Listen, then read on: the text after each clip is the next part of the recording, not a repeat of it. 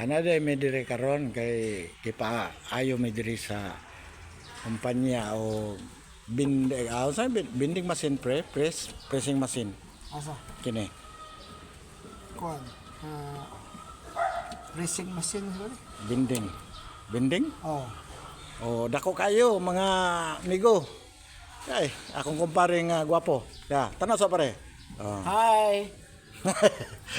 Anya, kini among gitrabaho kay nagka problema dili na siya mo down. O up na lang siya sige.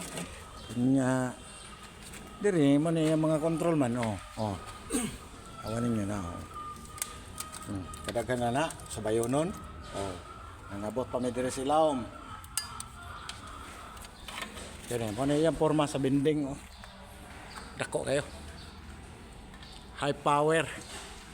Heavy duty pila ka tons kaning pang kuano na ni bawgon.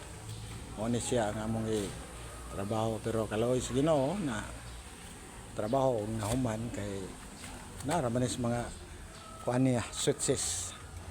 Pero mo lagi ang problema ang pag-trace ug asa nagguba.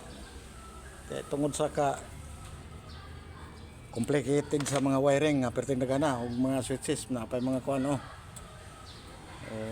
na